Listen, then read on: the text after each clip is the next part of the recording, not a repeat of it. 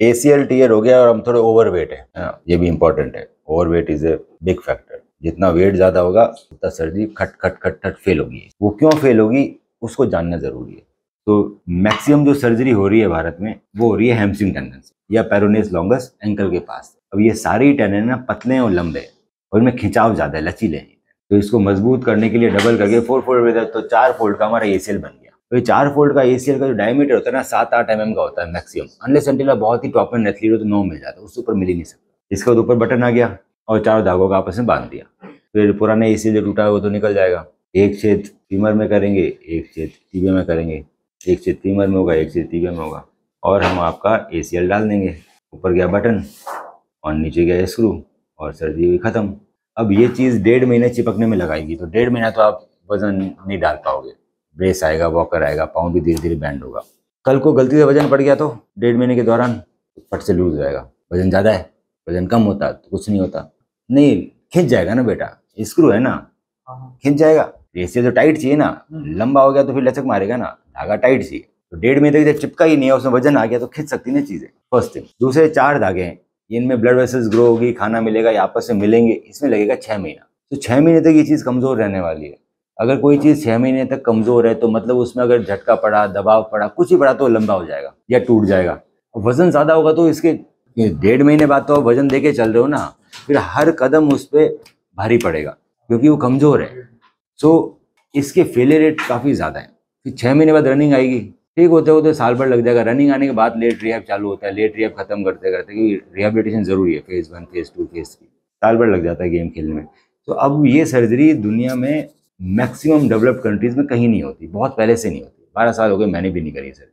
अगर हमें better result चाहिए तो हमें वो काम करना है जो सबसे लेटेस्ट हो। लेटेस्ट चीज़ जो सबसे अच्छी होती है ना, वो क्यों? क्योंकि वो डेवलपमेंट रिसर्च के बाद आई है। मोबाइल ले लो, कार ले लो, मिसाइल ले लो। और देखो इंडिया की डिफेंस कितना अच्छा हो गया। पाकिस्तान का एक भी ड्रोन नहीं आ पाया, क्यों? पहले तो आ गए थे, लेटेस्ट है। तो अगर मुझे बेटर सर्जरी करनी है तो सबसे पहले मैं क्या करूँगा, मैं करूँगा कि मैं जो टेंडन लूँगा क्वाड्रिसेप्स का, जो हमारे हैमस्ट्रिंग से ज़्यादा मजबूत है। तो अगर मेरा वेट ज़्यादा है तो मेरे को क्वाड्रिसेप्स या पटेला, यही दोनों चॉइस है, ये ज़्यादा मजबूत है। उसको निकालने के लिए हमारे पास ये आता है क्वाड प्रो टेंडन हार्वेस्टर। तो इससे हमें ना छोटे चीरे में निकाल सकते हैं, नहीं तो पहले बड़ा चीरा लगाना पड़ता था, इसलिए डिफिकल्ट थी सर्जरी। क्वाड्रिसेप्स की सर्जरी ज़्यादा क्यों नहीं होती? क्योंकि इसका बड़ा चीरा लगता था निकालने के लिए, निकालना डिफिकल्ट था। दूसरा, इसको सिलना भी मुश्किल है बटन के साथ।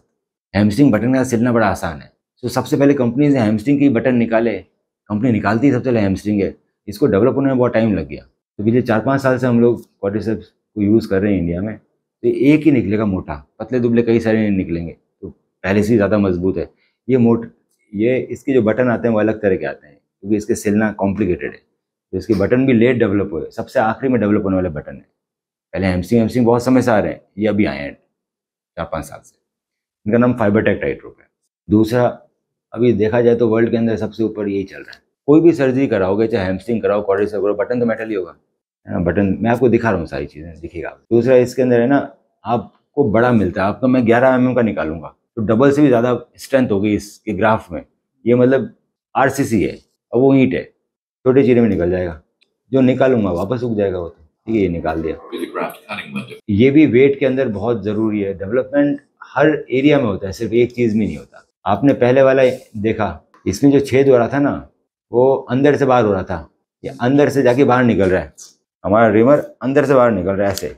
अब अंदर से बाहर निकला तो यहाँ पर धागा निकालना ही पड़ेगा ना मुझे खींचने के लिए। तो हमारा थाई जितना बड़ा होगा, सपोज अगर थाई पतला है तो यहाँ धागा निकल जाएगा, क्योंकि मेरा थाई इतना मोटा है तो मेरा धागा और ऊपर निकलेगा।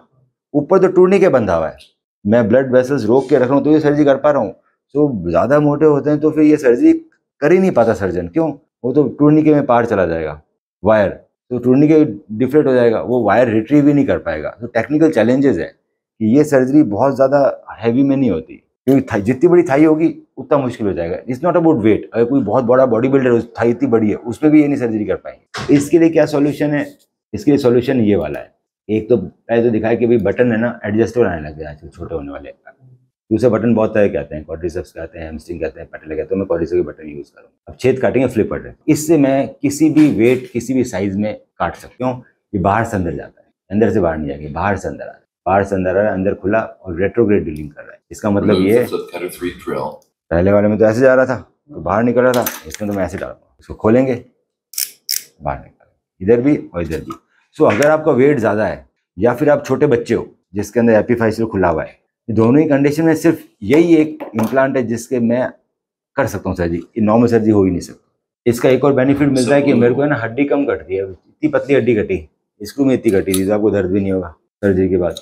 बटन एडजस्टेबल, मतलब बटन लगाने के बाद दो दाई खींचता अपना टाइट हो रहा है। ये एडजस्टेबल सिस्टम है, ये एंडो बटन है, ये पुराने बटन थे, ये नहीं लगाते आजकल। नीचे भी एडजस्टेबल लगाएंगे, टीबिया में भी नीचे स्क्रू जा नहीं सकता, तो नीचे बटन आ गया। अब ये भी 1.5 महीना लगाएगा चिपकने में, 6 महीने लगाएगा मजबूत होने में, तो 1.5 महीना ब्रेस वॉकर सब कुछ आएगा। उसकी जगह हम अंदर ही ब्रेस बना देंगे, इसको बोलते हैं इंटरनल ब्रेस। उसके लिए चाहिए फाइबर टेप और ये एंकर, 2 चीज़ें लगी, अंदर ही ब्रेस बन गया। अंदर ब्रेस बनने से मुझे एक फ़ायदा मिलेगा, क्या मिलेगा कि मैं पैर पहले दिन से बैंड कर सकता हूँ, फुल पहले दिन से चल सकता हूँ, कोई ब्रेस नहीं, कोई वॉकर नहीं, तो आप ये सब हट जाएगा आपका पहले दिन से।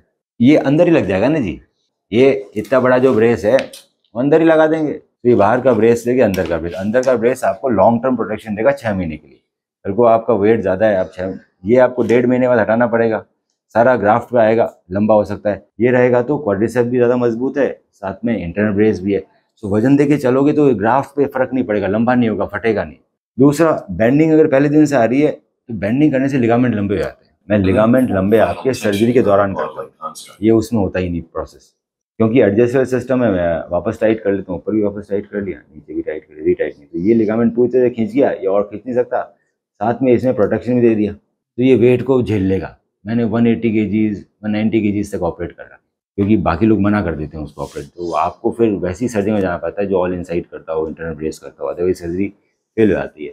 अब ये तो मैं बोल रहा हूँ, ये सच है झूठ है क्या मालूम, हर कोई बोलता है मैं बढ़िया मैं बढ़िया।